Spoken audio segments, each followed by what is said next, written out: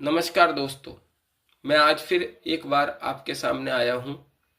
आज मैं महाकुंभ के कारण एक बार फिर जो दुखद घटना हुई नई दिल्ली रेलवे स्टेशन पर, जिसमें भीड़ इतनी थी कि जो कि बेकाबू हो गई और उसमें 18 लोगों की मृत्यु हो गई।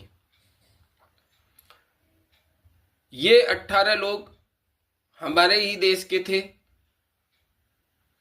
और कहीं बाहर से नहीं आए थे, हमारे ही किसी परिवार के सदस्य थे जिस जो कि हमें आज छोड़कर चले गए।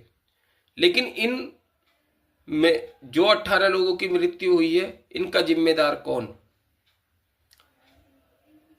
क्या महाकुंभ इतना जरूरी हो गया इस देश के अंदर कि लोगों की जान से खिलवाड़ किया जा रहा है, बराबर किया जा रहा है, उस पर कोई रोक नहीं लग रही? जब आपको पता है कि वहां इतनी भीड़ हो गई और उसे काबू करना मुश्किल हो रहा है, आप लोगों को ट्रैफिक सुचारू रूप से चल नहीं रहा वहां पर, तो क्या इसका प्रचार करना इतना आवश्यक हो गया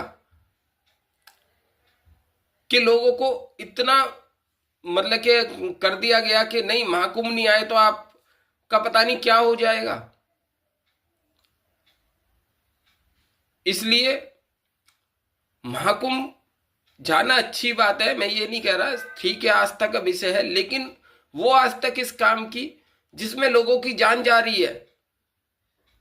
उन मौतों का जिम्मेदार कौन? सरकार की तरफ से ये कह देना कि मरने वाले लोगों को 10 लाख रुपए दिया जाएगा। 10 लाख रुपए से उस व्यक्ति की, उस परिवार के लिए पूर्ति हो जाएगी? इस महाकुंभ का प्रचार इस तरह से किया गया कि लोग अपने आप ही उस तरफ उमड़ रहे हैं, जैसे पता नहीं महाकुंभ नहीं गए तो जीवन ही नष्ट हो जाएगा या कहीं और की पूजा लगेगी नहीं, इसी महाकुंभ से अमृत बरसेगा, अमृत बरसेगा तो अमर हो जाओगे।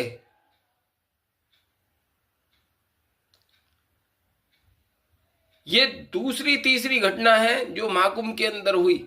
एक डेटा दे दिया जाता है कि 40 करोड़ स्नान करेंगे महाकुंभ में, 50 करोड़ स्नान करेंगे महाकुंभ में, और सेलिब्रिटी को बुलाया जा रहा है। जो सेलिब्रिटी के लिए व्यवस्था की जाती है वही आम लोगों के लिए व्यवस्था क्यों नहीं होती? सरकार सो रही है, सरकार को बस चुनाव चुनाव चुनाव, यहां सरकार बनाओ वहां सरकार बनाओ, उन्हें देश का कुछ होश ही नहीं है कि देश में चल क्या रहा है। जिसका मर रहा है उसके दिल से पूछो क्या बीत रही है उसके दिल पर।